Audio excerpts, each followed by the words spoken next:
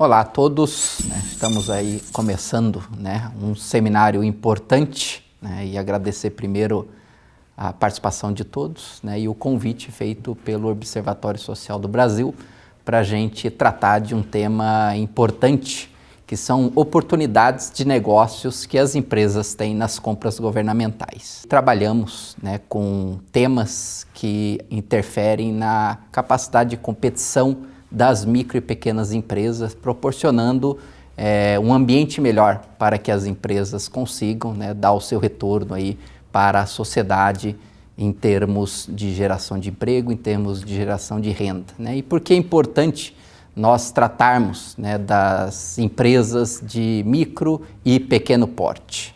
Primeiro, é importante a gente dizer que as empresas, conforme a legislação complementar número 123, que foi sancionada ainda no ano de 2006, traz todo um arcabouço legal de incentivos para que as empresas possam se posicionar melhor na sociedade brasileira.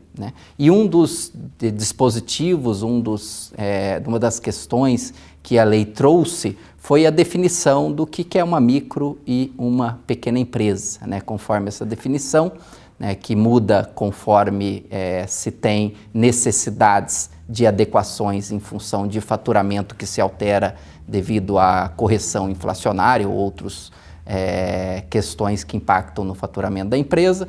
Hoje a empresa de pequeno porte é aquela que fatura até R$ 3.600.000 ano, no ano calendário civil, quando se faz aí janeiro a dezembro esse faturamento da empresa.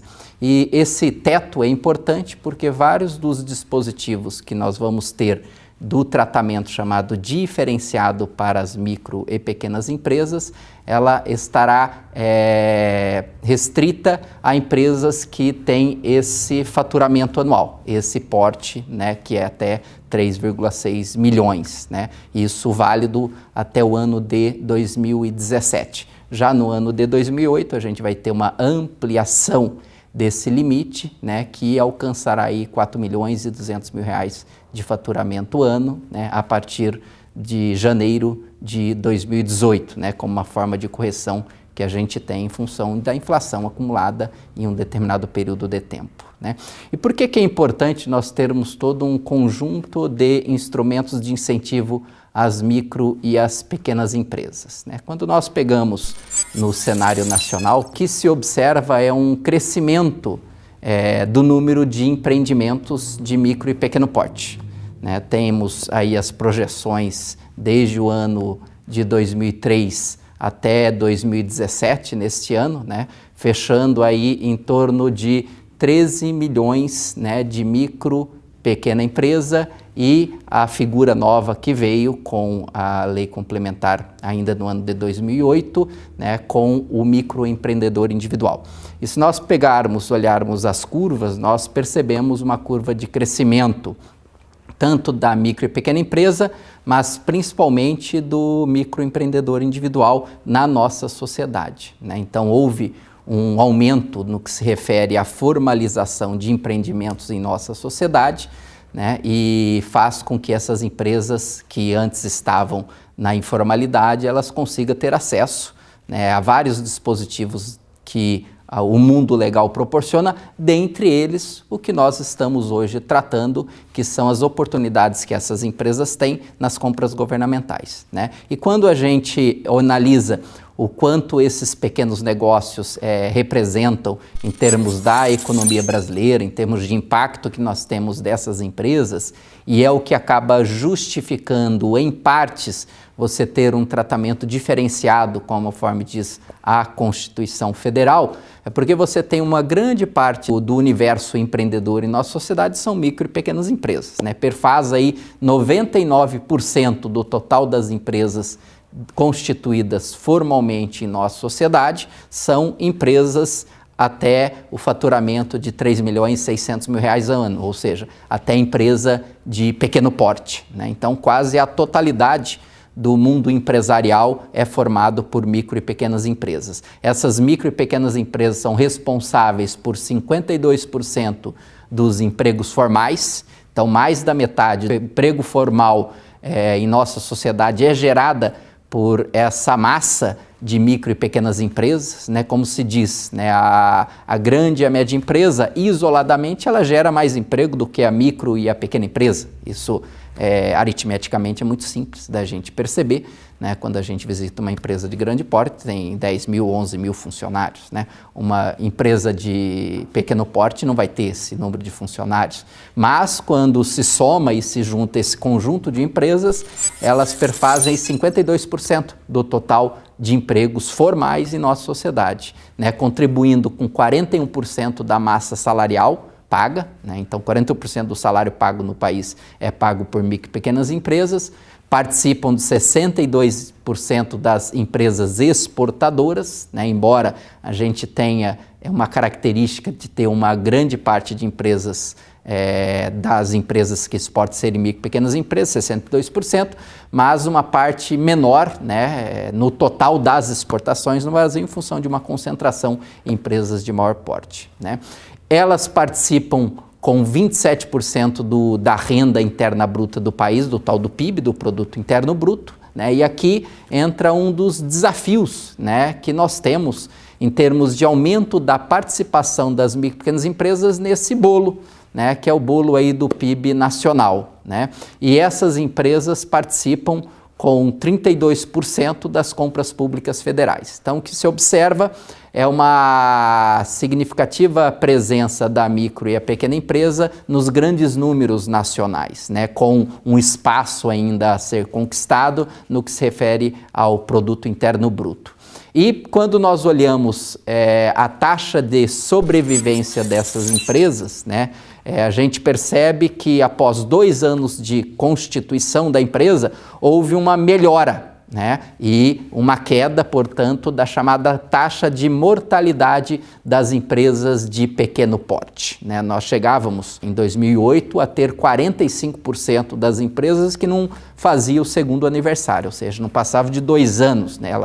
Elas não resistiam a 2 anos de empresas formalmente constituídas, que é um número extremamente elevado, né? Se a gente pensar quase metade das empresas não passam de 2 anos de atividade, significa que a mortalidade é muito alta, né? Se nós formos colocar isso como algo para a vida de uma pessoa, se a gente fosse pensar numa taxa de mortalidade infantil dessa natureza, a gente estaria numa sociedade, né, à beira aí do colapso social e demográfico, né? Assim eram as empresas até pouco tempo atrás. Menos da metade passava.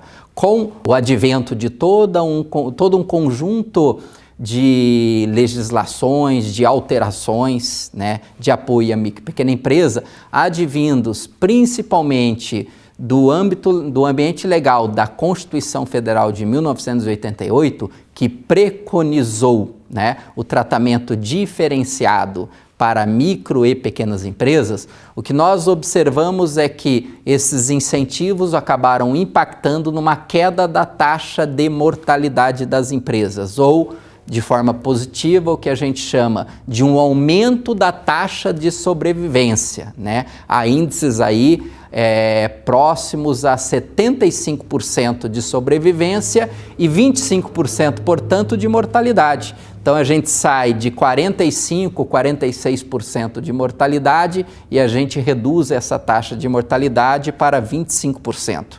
Ou seja, 1/4 das empresas ainda continuam não passando dos 2 anos, né? Então, ainda é um número que demanda desafios, né, para a gente reduzi-lo. Mas, se comparado com o período imediatamente anterior, de 45%, uma queda de 20%, né, da taxa de mortalidade, perfazendo aí 23,4%, último dado disponível, né, que é o de 2012, né, a gente tem uma queda significativa em termos da taxa de mortalidade, né? O que a gente espera é que essa trajetória ela se mantenha, né? A gente sabe da situação que a gente vive os anos para frente de 2012, né? Então a gente está falando de 2 anos de mortalidade, então aquelas que passaram de 2014. Então, se nós pegarmos agora, quando divulgarmos as taxas de empresas que ainda estão abertas em 2015 e 2016, o que a gente espera é que haja pelo menos uma estabilidade deste número face,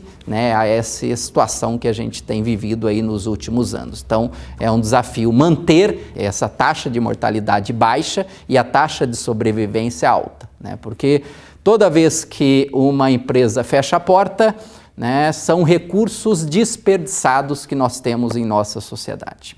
Recurso do empreendedor, sonhos que foram colocados ali e recursos financeiros, humanos e toda uma expectativa que se fez, funcionários que estavam dependendo deste empreendimento, né, para sustentar as suas famílias, né, e obviamente que uma sociedade que se espera que seja uma sociedade desenvolvida, é uma sociedade que tem que valorizar o trabalho e o empreendedorismo, né? Então, valorizar o trabalho e o empreendedorismo é pensar nas condições que a gente tem para que as empresas se formalizem e continuem, né, ativas, né, após vários anos aí de atividade, consiga cumprir, né, com o seu papel social, que é a geração de emprego, a geração de renda em nossa sociedade, né? É por isso que lá ainda na Constituição de 88, no seu artigo 179, né, o legislador colocou um dispositivo que é exatamente dispensar a essas empresas um tratamento diferenciado e favorecido. E não só diferenciado e favorecido para essas micro e pequenas empresas em função do seu impacto em termos econômicos, em termos sociais, como nós vimos até esse momento, mas também em função da diferença que há entre a capacidade que uma empresa de micro e pequeno porte tem de competir e a capacidade que uma grande empresa tem de competir. Não estão em uma situação de plena igualdade, né? Assim como você tem desigualdade do ponto de vista da capacidade das pessoas exercerem o seu trabalho, né, tem desigualdade social, tem desigualdade em termos de família, em termos de renda, nós também temos uma desigualdade em termos de capacidade de competição produtiva em nossa sociedade. Isso não é só aqui no Brasil, isso é no mundo inteiro, né? Quando você pega uma empresa que tem uma estrutura maior, né, ela tem todo um arcabouço, né, todo um aparato mais estruturado, né, de departamentos, de estruturas que dão uma condição diferente a ela. Quando a gente compara isso com uma empresa de menor porte, em geral esses aparatos de segurança eles são menores, né? Você tem o bote salva-vida lá com menos, né, coletes, né, para o salvamento dessas empresas de menor porte, porque você tem uma diferenciação do posicionamento de uma pequena empresa do posicionamento de uma grande empresa, né? Então, a micro e a pequena empresa, ela merece, né, esse tratamento diferenciado e favorecido, não apenas em função do seu aspecto social e econômico, mas também em função da sua diferença em termos de competição, né? E ao Estado, né, ao Estado cabe, em nossa sociedade, ter uma intervenção que dê um pouco mais de condições iguais e iguais oportunidades para as empresas, né? Assim como para as pessoas várias políticas, né, públicas se justifica em função da desigualdade e o Estado tenta nivelar e dar uma igualdade maior de oportunidade para as pessoas, assim também é no ambiente empresarial, em que você tem uma atuação de política governamental, de política pública, para que a largada seja mais,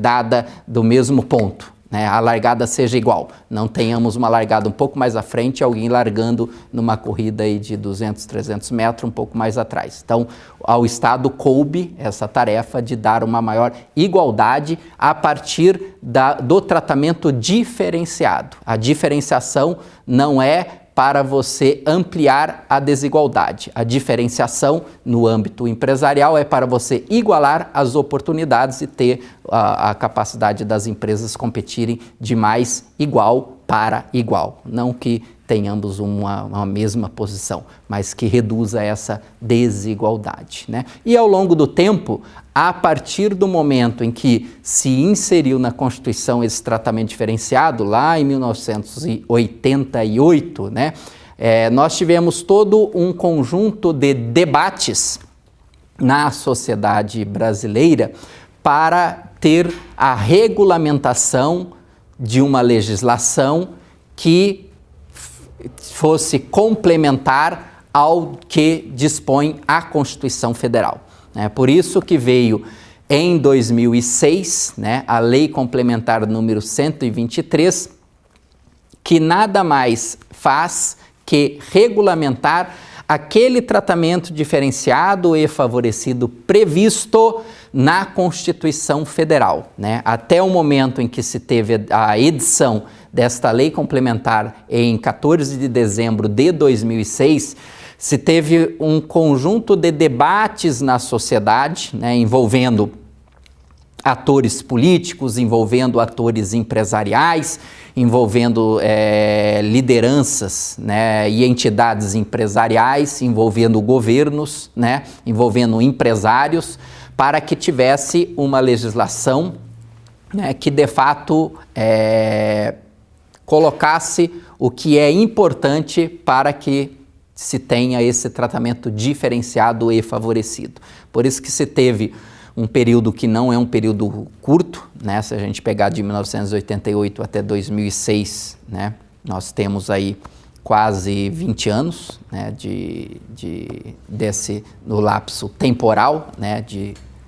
Desde a Constituição até a Lei Complementar 123, mas foi um amadurecimento que se teve, né? Teve outras legislações anteriores a essa, mas teve um amadurecimento do que teria que se colocar nesta lei complementar, né? Então, se teve todo um debate que resultou nesse chamado Estatuto Nacional da Microempresa e Empresa de Pequeno Porte, também conhecido como Lei Geral da Micro e Pequena Empresa, e que instituiu lá o chamado Simples Nacional, né? Muitas vezes a Lei Complementar 123 é conhecida como a Lei do Simples, né? O Simples, na verdade, é um dos aspectos que essa legislação traz, né? A legislação, ele tem em torno de 14 capítulos, né? E nesses 14 capítulos, um dos capítulos é o capítulo tributário, né? Por ser mais conhecido e por impactar diretamente no bolso, né, do empresário e por impactar diretamente no recebimento do governo, né, foi o aspecto que é o aspecto que é mais lembrado, né, quando se fala da lei da micro e pequena empresa. Mas é um dos aspectos, não só a questão tributária está ali dentro da lei complementar número 123, colocando um tratamento diferenciado do ponto de vista tributário, né, e ampliando o que era antes o Simples Federal para o Simples, incluindo os estados pelo ICMS e os municípios pelo ISS, ou seja, formando o Simples Nacional. Mas tem outros dispositivos também além do tributário, como, por exemplo, a parte de compras governamentais, né?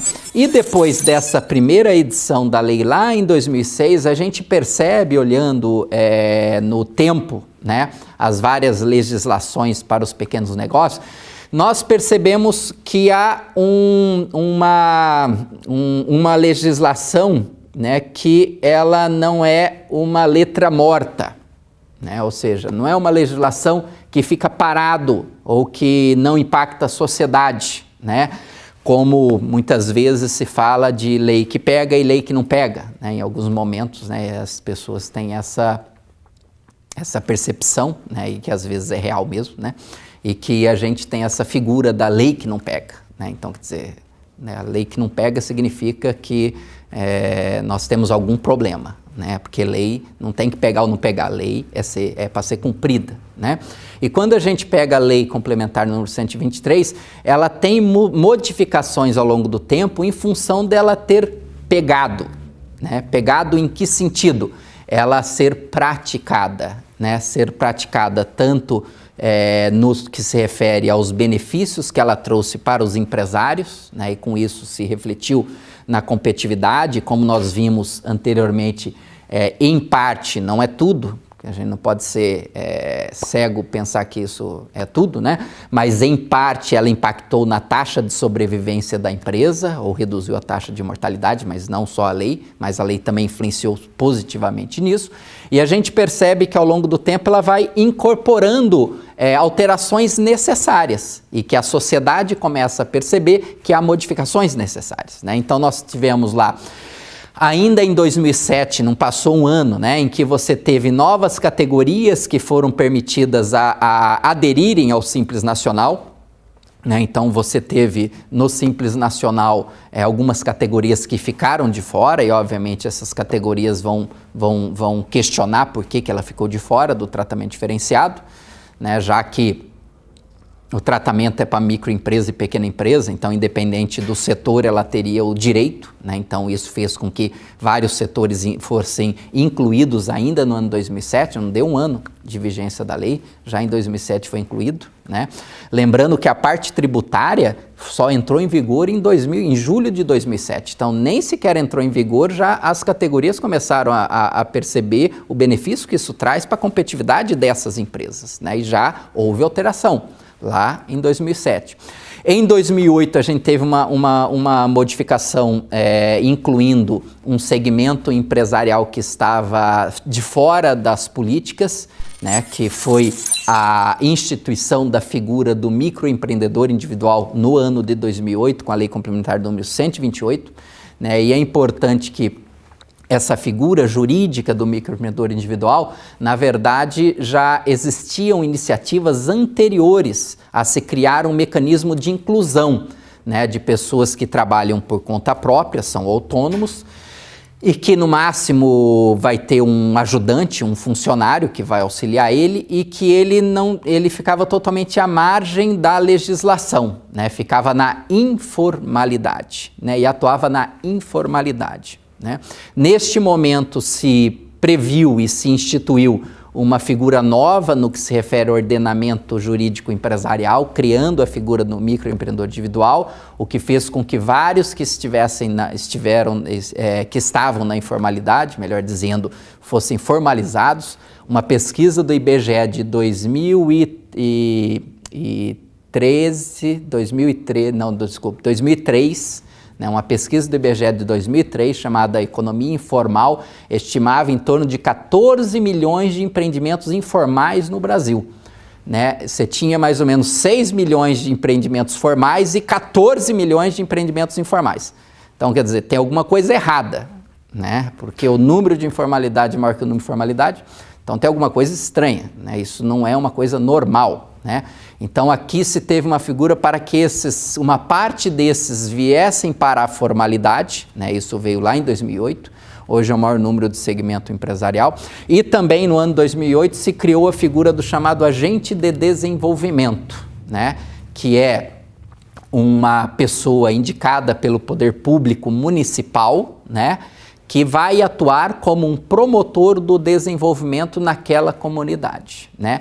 À luz da experiência dos agentes comunitários, dos agentes de saúde, dos agentes de crédito, de microcrédito principalmente, se pensou numa figura que fosse colocada no seio da administração pública municipal para tratar do assunto desenvolvimento, que em geral é um assunto menos tratado, né? É mais tratado outros assuntos que não desenvolvimento, né? Em 2009 também se ampliou novamente a questão do Simples Nacional, o setor cultural. Em 2011 se corrigiu as tabelas do Simples Nacional, né? Então você teve uma ampliação do faturamento. Isso fez com que houvesse um aumento de pessoas que caminharam para a formalidade novamente, em função do ampliamento do faturamento.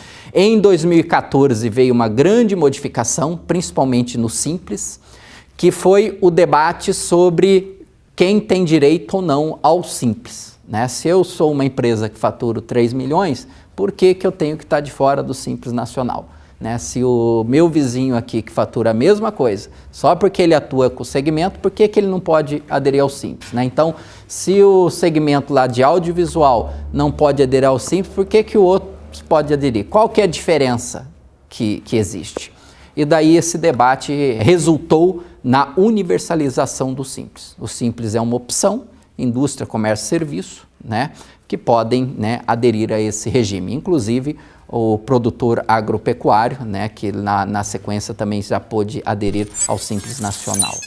Em 2016 se teve mais uma modificação, liberando o empreendedor para ter o seu negócio na residência, algo que era proibido a priori. E em 2016 veio a revisão que vai valer para o ano que vem, né, que é a revisão das tabelas do Simples, corrigindo todo os faturamentos, os limites de faturamento.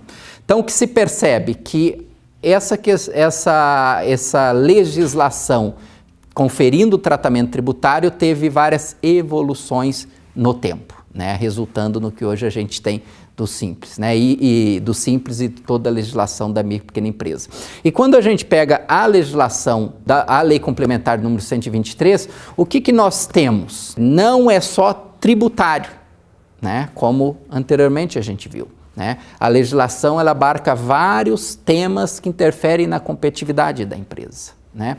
E nós temos tanto incentivos por parte da legislação de simplificar e regularizar, formalizar os empreendimentos, então incentivos para que se simplifique e incentive a formalização, quanto nós temos incentivos de outra natureza que são tão importantes quanto o primeiro, que é conferir maior capacidade de competitividade e maior oportunidade para as micro e pequenas empresas, né? Sendo que, de um lado, nós vamos ter todo um conjunto de regulamentações que vão facilitar a entrada das empresas no mundo formal e fazendo com que haja um processo paulatino de reduzir gradativamente a informalidade desse país e fazer com que a gente atue na formalidade, né? Então isso foi toda a legislação que simplificou o processo de abertura de empresa, que, é claro, tem que avançar muito, né? O último dado disponível, né, foi agora do ano 2017, por ironia, né? Numa classificação, numa metodologia feita pelo Banco Mundial, né, o chamado Doing Business, ou facilitando negócios, né, e ranqueando os países no mundo, né, 189 países que fazem parte desse ranking, né, do Banco Mundial. Por ironia, a gente é o 123º, ou seja, 123, assim como a Lei Complementar 123, né, a gente está na posição número 123, né, de 189 países em termos de facilidade de abertura de negócio. Então, a gente está lá na lanterna. Então, obviamente que houve avanços, mas quando a gente se compara com outros países, a gente percebe que temos muito a avançar, né? Então, é isso que a legislação trouxe, um combate à dificuldade de se abrir negócios em nossa sociedade. Isso veio com o próprio Simples Nacional, né, em que você tem uma desoneração tributária, isso impactou significativamente as empresas, né, de forma positiva, sem reduzir a arrecadação, né, então consagrando a máxima de que é melhor todos pagarem menos, né, do que alguns pagarem muito, né, então para o próprio fisco é melhor que todos reduzam a carga tributária, melhor que reduza a carga tributária e mais gente passe a pagar, né? Não só para o indivíduo, seja pessoa jurídica ou pessoa física, é melhor, mas para o próprio fisco, para o próprio setor arrecadador é melhor também, porque ele vai arrecadar mais e não menos, né? Então isso foi provado com o Simples Nacional, né? Também, dentro da linha de simplificar, se teve a criação do microempreendedor individual, esse empresário individual que fatura até R$60 mil no ano e que tem um funcionário dentro de algumas categorias, não são todas, né? Tem algumas restrições, são mais de 400 atividades, mas não a totalidade. E o advento da chamada Rede Simples, né? Rede Sim, que é a Rede Nacional de Simplificação e Desburocratização, que é uma nada mais é do que levar para os órgãos de licenciamento, licenciadores, tudo o que se refere a tecnologias que facilite o trabalho deles, né? E que facilite a vida do empreendedor, ou seja, para que pedir 2, 3 vezes a mesma informação? Por que tem que preencher um monte de papel se tem computador que registra a informação, se tem internet, se tem web service que pode, quando eu digito uma informação na Receita Federal, essa informação, por que ela não vai para a Receita Estadual, por que não vai para o município? Quer dizer, uma coisa que teoricamente seria algo normal frente às tecnologias que a gente tem na sociedade, né? Isso começa a vir agora e, felizmente, está se avançando com a chamada Rede Sim, né? Trazer a tecnologia para o processo de abertura, simplificando tanto a vida de quem concede a licença, quanto a vida de quem precisa daquela licença, né? Então, esse é um lado de toda a legislação de tratamento diferenciado para a micro e pequena empresa. Mas tem um outro lado que é tão importante quanto o primeiro lado. Porque não basta abrir empresa, tem que mantê-la. Não basta abrir um monte de empresa. Vamos ser campeão de abertura de empresa. Se um monte morrer, nós não fizemos muita coisa. O que mais importa, além de abrir empresa, é manter a empresa. É a sustentabilidade da empresa, é a sustentabilidade do negócio. É que aquela taxa de mortalidade caia, né? Que a sobrevivência aumente, que as pessoas consigam manter a sua empresa, né? Só um dado de curiosidade, quando você pega empresas com mais de 10 anos de atividade e compara com vários países, o Brasil é um dos países que está mais na lanterna, ou seja, tem um percentual menor de empresas com 10 anos ou mais de existência.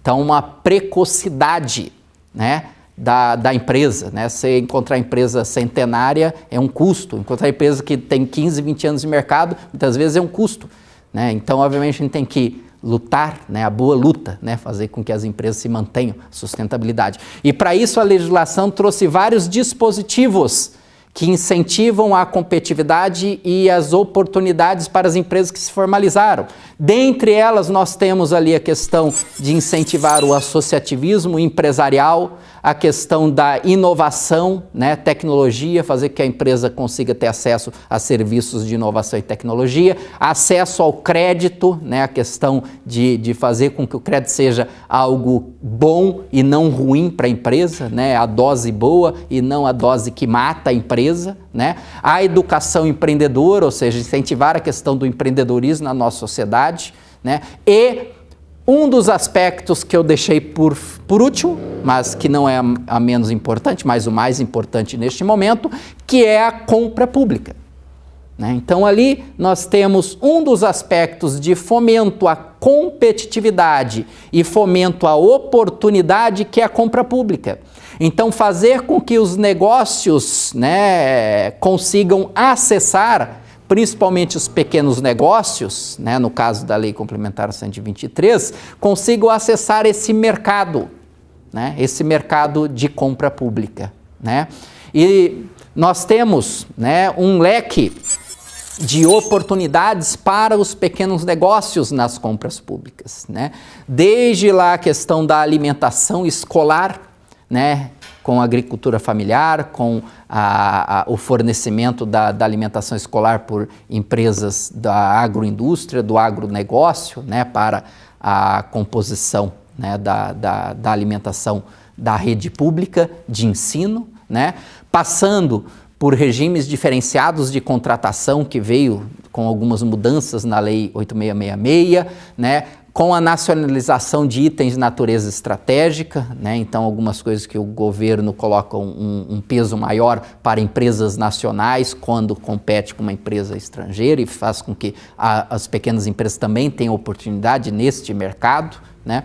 Com projetos de investimento, e muitas vezes as empresas elas podem sim ser subcontratadas, os pequenos negócios, nesses grandes projetos de investimento, né? Quando a gente pega um investimento de uma BR ou uma duplicação, né? Uma via pública, quanto que tem de mercado, né? Quanto de negócio nós temos que as micro e pequenas empresas também podem se enxergar como um mercado que ela pode participar, né? Hoje, né, com a crise que a gente vive aí com o ponto de vista do setor público, cada vez mais se tem falado de parcerias público-privada e concessões públicas de serviços públicos, né? Como está a participação dos pequenos negócios nessas parcerias público-privada e nessas concessões de serviço público, né? E aqui não é atuando sozinha, mas em consórcio, né? Daí entra o aspecto importante do associativismo, né? Recentemente saiu uma matéria hoje ou ontem, que eu não me lembro, né? Em que se falou aí dessas BRs que foram concedidas para a iniciativa privada há pouco tempo. Uma parte delas está tudo sendo devolvida, estão querendo devolver porque o tráfego de demanda foi muito, a estimativa está muito acima da realidade, né, caiu, e muitos concessionários querem devolver a concessão. Uma das únicas concessões que está de pé, né, é uma concessão da BR-040, né, no estado de Minas Gerais, em que é um consórcio de 10 pequenos negócios que acabaram ganhando a concessão pública. 10 pequenos negócios, não é uma grande empreiteira que ganhou uma lá e está entregando, mas 10 pequenos negócios que se associaram e ganharam essa concessão pública. E estão lá administrando de forma sustentável essa concessão. É um negócio, né, de pequenos negócios, né? Muitas vezes a concessão e a parceria público-privada, muitas vezes ela é vista como algo que não casa, né, não tem aderência com empresas de menor porte, né? Pode ser que isoladamente não, mas em consórcio pode ser viável. Então, é uma oportunidade, né? Nas compras sustentáveis, a questão de toda uma legislação que está vindo de sustentabilidade nas compras, né? E tem várias empresas de menor porte que têm produtos, né, que se aderem a essa vertente da sustentabilidade, é um mercado. E todo um conjunto de mudanças que a gente tem da lei, tanto complementar 123, que é dos 3 níveis federal, quanto legislações estaduais e municipais de incentivo aos pequenos negócios a participarem das compras públicas. Então, há um conjunto de oportunidades que se tem para que os pequenos negócios possam encarar esse mercado das compras públicas, né? Detalhando um pouco mais, né, o que a Lei Complementar 123 trata de oportunidades de negócios nas compras públicas, né?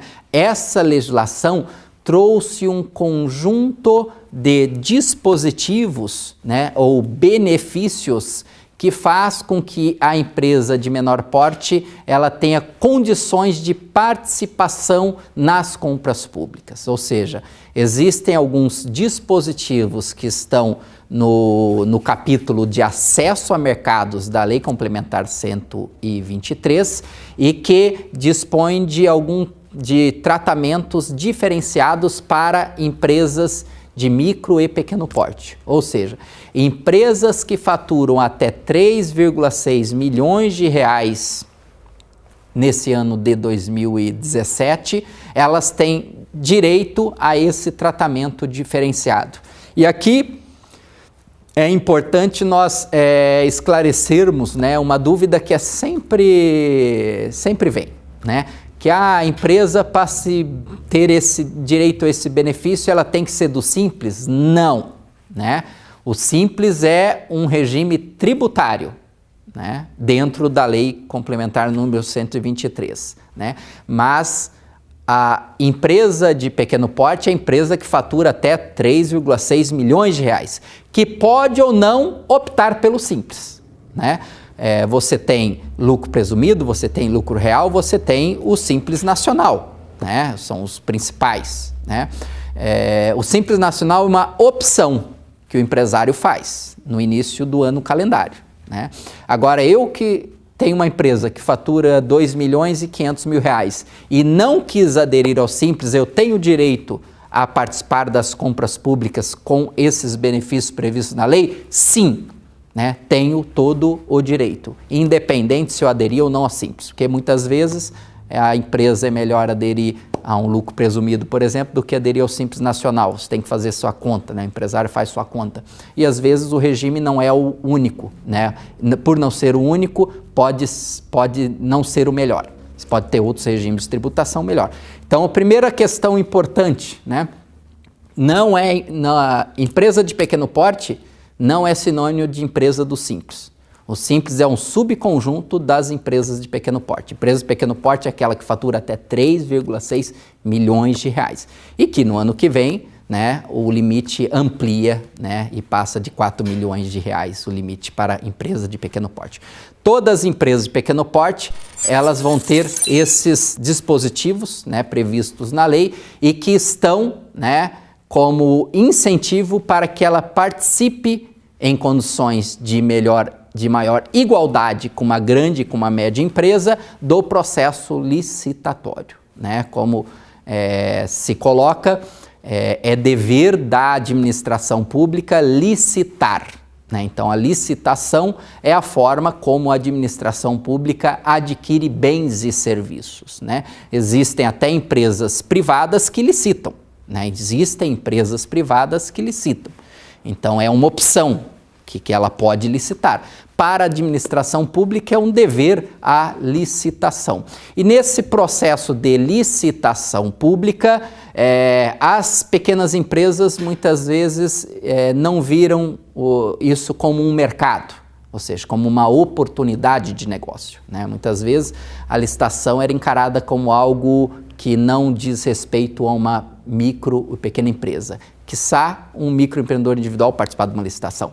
Então não existia isso na cabeça do empreendedor. Para ele era um mundo distante, né? Foi feito todo um esforço e ainda está se fazendo para que mais empresas participem dos processos licitatórios, né?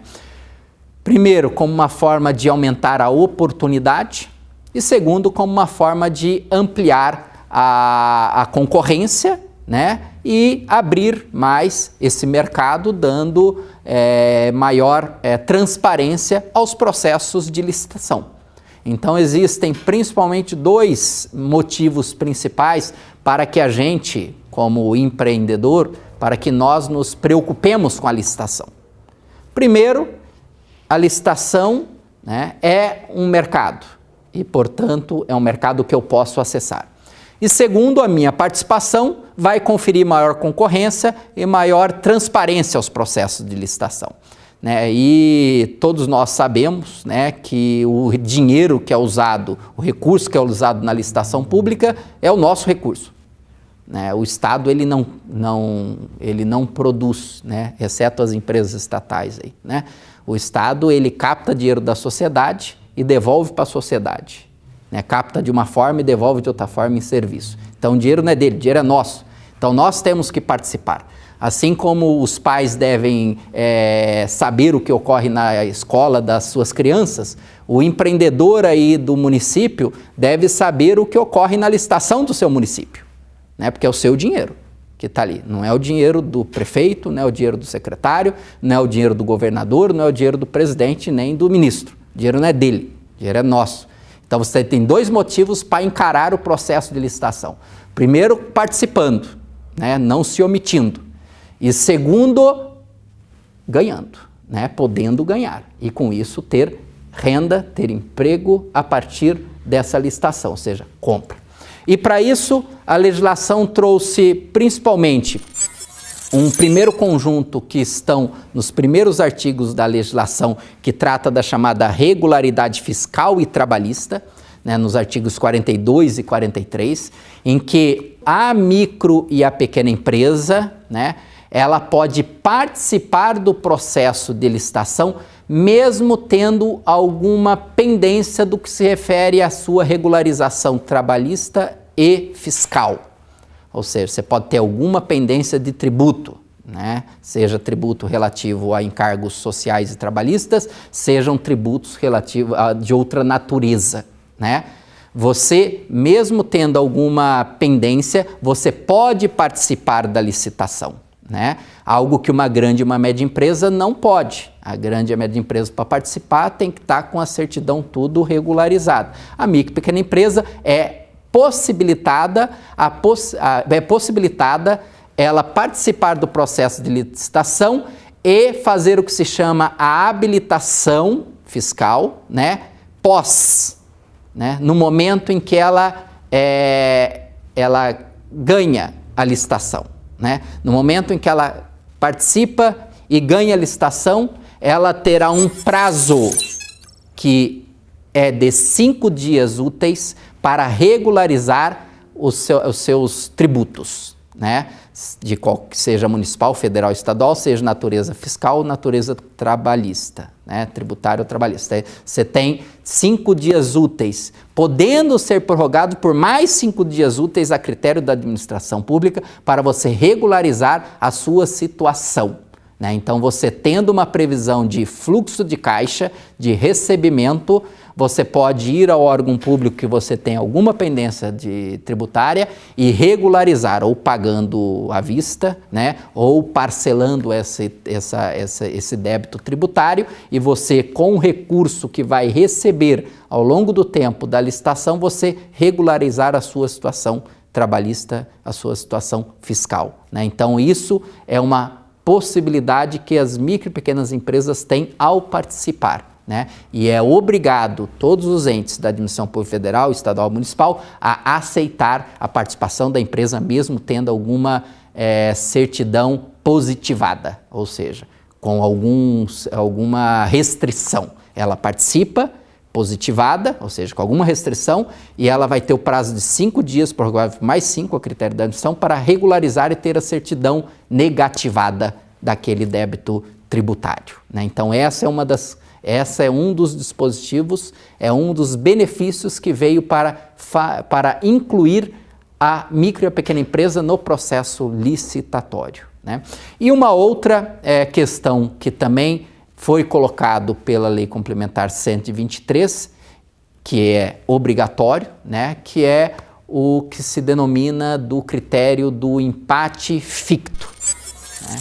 Então, há uma possibilidade da empresa cobrir o lance da média ou da grande empresa numa réplica, sem que a grande e a média empresa possa fazer a tréplica, né? Ou seja, num processo licitatório, né, dentro de certos parâmetros estabelecidos pela lei, né, uma micro e pequena empresa que tem um preço superior a uma média ou a grande empresa, a ela é facultada o direito de cobrir o lance da média e da grande empresa, né? Esse parâmetro é de 10% nas licitações, né?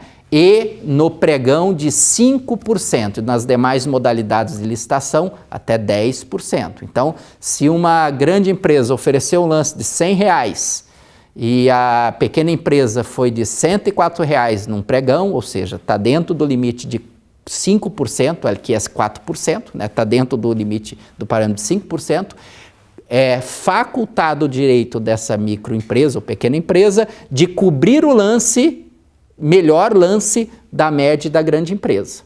Então, se o melhor lance foi R$100, ela pode dar a réplica de 99,99, tem que cobrir o lance. E, se ela o fizer, a ela é adjudicado o objeto, ou seja, é ela que vai fornecer aquele serviço ou aquele bem para a administração pública, né? Porque ela cobriu o melhor lance de uma média ou da grande empresa, né? Então, no caso do pregão é 5% e no caso de outras modalidades de licitações, como concorrência, por exemplo, é de 10%. Então, 100 até R$110 para ficar num número mais fácil da gente gravar. Então, isso fez com que as empresas tivessem uma possibilidade de cobrir, né? Para a administração pública, né, isso não vai acarretar, né, em nenhum tipo de pagamento a mais, né? Porque no início, né, era até meio confuso isso, né? No início, quando saiu a Lei 123 lá em 2006, muita gente fala, vai pagar mais caro, né? Na verdade, você não pode pagar mais caro. Na verdade, você tem que cobrir o lance. Então, a micro e pequena empresa tem que cobrir o lance. Então não é que vai pagar mais caro. Então havia essa dúvida no início, né? Muitos diziam que pode pagar mais. Não, você tem que cobrir o lance. Então não paga mais. Então é uma vantagem que a micro e pequena empresa tem e que obviamente não vai prejudicar a administração pública como muitos colocavam, né? Até hoje colocam, né? Essa questão aí, né? Então tanto a habilitação tardia quanto o impact ficto, né? Eles são de aplicação obrigatória, né? Então não é uma opção, não é uma faculdade, é uma obrigação da administração pública dar o direito da empresa entrar com alguma certidão positivada e regularizar e dar à empresa a condição do impact ficto de desempatar, né? É ficto porque não está empatado, né? Então, além desses dispositivos obrigatórios desde o início da lei, também se teve a previsão de uma cédula de crédito empresarial. Essa até hoje não foi regulamentada, né? Isso aí é uma forma que foi prevista na legislação de que a empresa que tem um empenho liquidado, né, liquidou a sua obrigação, né, e após 30 dias da liquidação, se não for feito pagamento por parte da administração pública, ela poderia emitir um título de crédito, né? A questão é que isso envolve a crédito, Banco Central, e até hoje ainda não foi regulamentada, né? E com a Lei 147 de 2008, nós tivemos alguns avanços no que se refere à legislação, né? Na parte de licitações chamadas exclusivas para micro e pequenas empresas, né? Desde o início havia previsão de que licitações até R$80 mil fosse dada a possibilidade de fazer licitações exclusivas para micro e pequenas empresas, né? Com a lei que foi regulamentada em 2014, a 148, se tornou obrigatório alguns dispositivos, sendo que para utilizá-los, e aqui é importante, né, para utilizá-los, a administração deve se basear em um dos 3 motivos, né? Não dá para fazer essas licitações chamadas exclusivas para micro e pequenas empresas a critério da administração pública, de forma discricionária, né? Mas sim existem regras para que isso seja feito, né?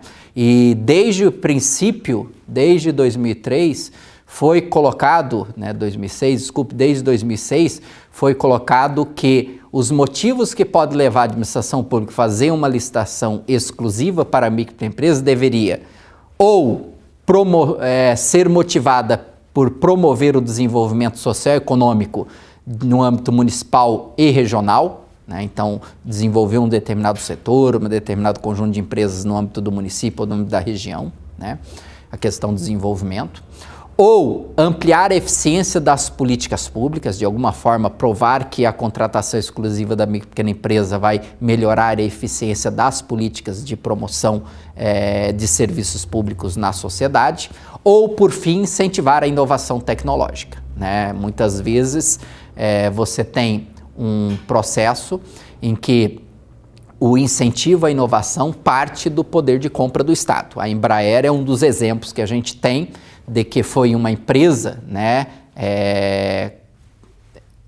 construída a partir de uma política pública, né, de Estado, de indução, né, e é o que a gente tem hoje como uma das empresas mais inovadoras. E assim o mundo inteiro muitas vezes se utiliza do poder de compra para induzir a inovação, né? Então, seja por desenvolvimento ou pela questão de melhoria das políticas públicas ou em função da inovação tecnológica, ao poder público é dada a possibilidade de fazer as licitações exclusivas. E aqui a gente tem, primeiro, uma licitação exclusiva para a micro e pequena empresa quando o objeto da licitação é de R$80 mil por item, né? Então, até R$80 mil, antes o que era uma opção se tornou uma obrigação a partir de 2000, com a Lei Complementar número 148, se tornou uma obrigação do poder público, né? Então até 80 mil tem que fazer com micro e pequena empresa, né?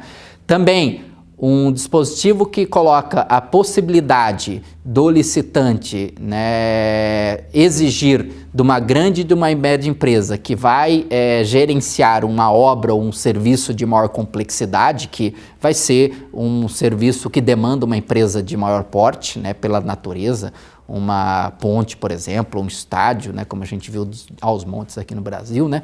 Então, são obras de maior complexidade que uma pequena empresa não vai dar conta. Seu faturamento ali de 3 milhões e 600, como que vai fazer um estádio de 1 bilhão, né, na melhor das hipóteses aí, né? A gente teve até mais caro que isso, mas esse é outro assunto, né? Então, não dá para a pequena empresa pegar isso. Então, como que eu incluo a micro e pequena empresa nesse processo, né? Para isso foi colocado a possibilidade de exigir da grande empresa a subcontratação de alguns itens, né, com micro e pequena empresa. Então ele pode subcontratar, isso é uma faculdade, não é obrigação, né, sem o limite da subcontratação, né, partes desse processo. O que pode muitas vezes motivar consórcios, né, transferências, proximidade de uma grande empresa com uma micro e uma pequena empresa. Então isso é uma oportunidade que a gente tem de negócios de maior vulto, de empreendimentos de maior vulto. Vai construir uma escola, então muitas vezes você pode abrir a oportunidade para a micro e pequena empresa ser subcontratada dessa grande e dessa média empresa. Então essa é uma outra opção. E por fim, uma última opção é o que se chama cota de 25% quando bem divisível, né? Então há uma questão de você reservar, né, 25%, né, de um lote divisível, né, até 25%, né, desse serviço para micro e pequena empresa. Então você vai ter a concorrência maior, né, de qualquer porte de empresa, e você vai ter uma cota reservada de até 25% desse bem divisível para micro e pequena empresa, né? Por exemplo, vou comprar algum material de expediente, folhas, né, A4, por exemplo, né? Então eu posso dividir aquilo ali e dizer que um determinado lote que compõe até 25% do total que eu vou comprar é para micro e pequena empresa, né? E reservar essa parte para micro e pequena empresa, né? Ou móveis, né? Ou algum outro produto que seja divisível, né? Então essas são as opções que se tem, né, no que se refere a você facilitar a inclusão da micro e pequena empresa, né? E ela tem todos esses 3 benefícios. Só pode ser aplicado desde que se cumpram 2 coisas. São as opções ali, os benefícios previstos. Primeiro, né, tem que ter no mínimo 3 fornecedores de micro e pequena empresa competitivos. Então, se não tiver 3 micro e pequenas empresas competitivas para fornecer de forma competitiva aquilo, não pode ser feita a licitação exclusiva, né? Só se tiver no mínimo 3, ou seja, não vamos fazer direcionamento de compra. Nós estamos incluindo, não direcionando compra, né? Então, esse é uma questão importante, né? E esse tratamento diferenciado exclusivo não pode repercutir em termos de prejuízo para a administração ou não for vantajoso para a administração. Então, se perceber que a subcontratação, que a contratação ali só para micro e pequena empresa dá até de 80 mil, se perceber que a divisão em lotes vai prejudicar a administração pública ou o serviço a ser vai ter algum prejuízo ou não é vantajoso para a administração pública, ela não é obrigada a fazer, né? Mas se for vantajoso, deve fazer, passa a ser obrigatório, né? Com exceção da subcontratação, que é uma opção. Os demais, até 80 mil, e cota de até 25% de bem divisível é obrigatório, né? A partir da Lei 148 se tornou obrigatório, né? Então, esses benefícios que a legislação trouxe, né? Ela vem no sentido de melhorar o quê? A competitividade da empresa, né?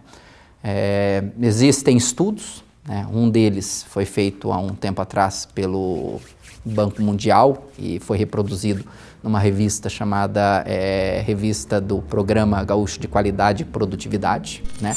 E que apontou que a capacidade compradora do Estado pode ser utilizada como apoio à política de desenvolvimento, promovendo melhoria da qualidade dos bens e serviços, promovendo produtividade e melhorando a capacitação tecnológica das empresas. Então, o mercado de compra pública não é só bom no sentido de ser ampliação do meu leque de opções e do meu faturamento, mas também como uma forma de me melhor preparar para o mercado, até conquistar outros clientes a partir do momento em que eu consigo participar de uma licitação pública e ganhar uma licitação pública, né? Estimativa aí de incremento de 4 a 11%, né? Nós fizemos uma pesquisa com empresas que participam do processo de licitação, em que se apontou os seguintes benefícios. Fizemos a seguinte pergunta: depois que você passou a vender para o setor público, quais foram as melhorias que a sua empresa verificou? 59% dos empresários apontaram um aumento, uma maior respeitabilidade da empresa e maior referência no mercado. Ou seja, no meu leque de portfólio, quando eu vou no meu cliente privado, não estou falando para cliente público, falando no momento que eu vou lá para o cliente vai falar, eu forneço aqui para essa prefeitura, ou eu forneço para essa empresa estatal, eu forneço para isso. Isso amplia o leque, o portfólio de serviços e de clientes que a empresa tem, né? Então, quando eu forneço para a administração pública, em função do rigor que a administração pública tem de prazo, de qualidade, de padronização, né, e de tudo que foi especificado, isso te dá maior condição de conquistar clientes privados. Não só dos clientes públicos, mas clientes privados. E 59%. Aumentou o faturamento, 45% dos empresários que fornecem disseram que houve aumento de faturamento da empresa. E, em média, o aumento foi de 25% do faturamento da empresa. Então, ampliei 1/4 meu faturamento a partir do momento que eu me tornei fornecedor do setor público, né? Sendo que parte desse faturamento foi com o próprio contrato com a administração pública e parte foram com outros clientes privados que eu passei a ter a partir do momento que eu tive maior referência de mercado, né? Melhorou as condições de trabalho, 44%, teve conquista de novos clientes, veja, 41% teve novos clientes a partir do momento que ele passou a fornecer para o setor público. Aumento de produtividade, 41% apontou aumento de produtividade e, em média, o aumento foi de 28%. Então, há um impacto em termos de competitividade da empresa, aumenta a produtividade dela. Rentabilidade, aumento de 22% na rentabilidade e aumento de 27% do número de funcionários, né? Então, esse conjunto nos permite dizer de forma real, com pesquisa, né, que o que se coloca, teoricamente, que participar do processo licitatório, além de ganhar mercado, te melhora a capacidade de competição, isso é fato, né? Isso é uma verdade. Quando nós perguntamos também qual o percentual do faturamento que essas empresas têm da compra pública, em média 17%. Ou seja, outra coisa que a gente também coloca, não vai colocar todos os ovos na mesma cesta. Isso todo mundo sabe, né? O investidor sabe. Vai colocar tudo lá na ação da empresa tal. A hora que despencar a ação da empresa tal, pronto, né? Então, existe uma teoria chamada diversificação de portfólio e que se aplica também para a empresa. Não adianta ficar restrito. Você tem que ampliar o seu leque, né? E esse mercado, veja, é um mercado, pegando os dados dos 5 últimos anos, só do governo federal, de alguns serviços, foram 287 bilhões de reais. Esse é o mercado. A participação das empresas é de 30% da micro e pequena empresa. Era, em 2005, 14%, hoje está em 30%. Houve um aumento a partir da edição dos benefícios da legislação. As empresas passaram a participar, mas ainda tem espaço, né, para aumentar. Quando a gente pega os 3 níveis de governo, federal, estadual e as empresas estatais, o mercado é 500 bilhões de reais ano. Então, nós não estamos falando de pouco, nós estamos falando de um recurso significativo que gira a partir do processo licitatório e que você, empresário, pode ver aquilo como uma oportunidade, ou seja, você pode participar, né? Está à sua disposição parte desse quinhão aí de 500 bilhões de reais por ano, né? Só que para isso, né? É importante, quando você participa do processo licitatório, né? Nós mesmos, quando lá no Sebrae a gente faz os cursos de capacitação, uma das atividades para o fornecedor, né, para a empresa que vai fornecer, uma das matrizes que a gente coloca é a matriz chamada matriz de risco, que é essa que vocês estão vendo aí, né? Em que o processo licitatório também tem seus riscos, né? E você tem que ponderá-lo, né? Também não é assim, 500 bilhões de reais, isso vai ser muito bom para a minha empresa. Depende, pode ser um péssimo negócio para a sua empresa. E para isso nós preparamos uma lista de 10 principais itens que você deve responder em cada licitação que você participa e marcar ali sim, não ou não sei. Se você marcar muito não, você tem muito problema. Então, se você marcar mais sim, melhor. Uma das questões que a gente faz para o empreendedor: você consegue fornecer o material no prazo? Sim ou não? O prazo que está estipulado no edital, você consegue fornecer no prazo? Se você falar não, tome cuidado, porque esse mercado é bom, mas ele tem penalidades para as empresas que não cumprem o que está no edital, né? Suspensão, multa, pena e até questão civil. Então, cuidado. Veja, prazo, se você tem condições de manter o prazo, entregar no prazo. Segundo, uma pergunta que a gente faz: ao analisarmos algumas variáveis que não dependem de você, né, algumas coisas que fogem do raio de gestão da empresa, né, sazonalidade, disponibilidade de matéria-prima, coisa que está fora, fornecedores, etc. Você tem que fazer a pergunta: você tem condições de suprir mesmo com essas restrições? Ou seja, se parar alguma coisa, você consegue ainda entregar aquilo ali? Sim ou não, né? Frente a intempéries que tem fora da sua empresa, você consegue dar conta? Sim ou não?